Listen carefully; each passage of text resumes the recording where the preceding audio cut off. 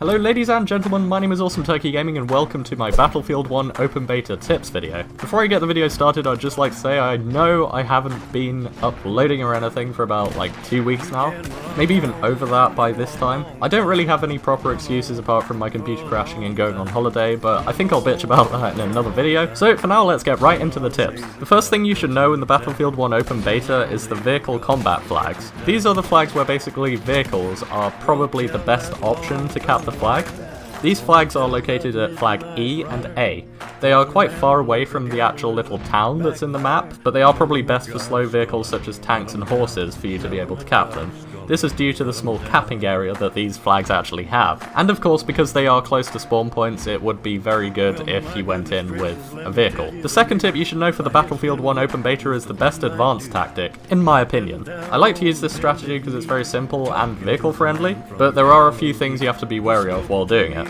So firstly, how do you do this tactic? Just a disclaimer, this only works for the British side because the Ottoman Empire can't physically reach this point, and definitely not before the British do. So firstly, you have to push up flag G, and then from G move up to flag F, which is quite simple, it's not very far, and then from flag F go to flag C.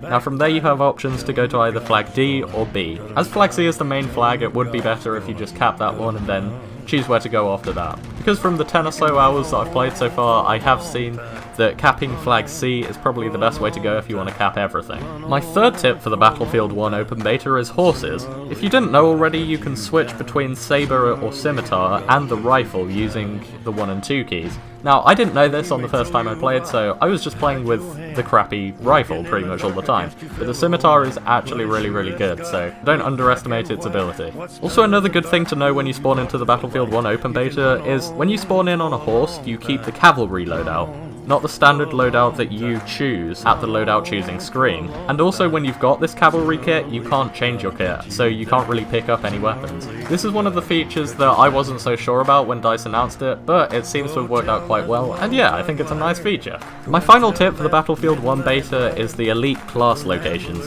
So if you didn't know, the elite classes are like the Flame Trooper sort of guys, Sentry and Tank Hunter. As I just said, their names are Flame Trooper, Sentry and Tank Hunter. Flame Trooper spawns at the B flag, Sentry spawns at the F flag, and the Tank Hunter spawns at the E flag. Also, one thing that you might want to note about these guys is that only one player can use them at a time. By this I mean if someone is using the Flame Trooper, you can't go over and use the Flame Trooper.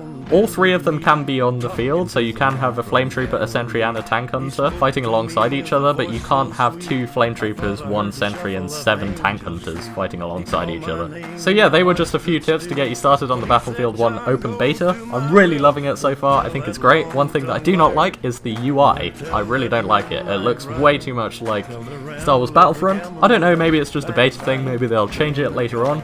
I don't know, but that's one thing I would like changed. In terms of gameplay and stuff, I've seen a few things that are a little bit buggy, but honestly they're hilarious, so I could not give less of a fuck. So anyway guys, thank you all so much for watching, and I'll see you in the next video.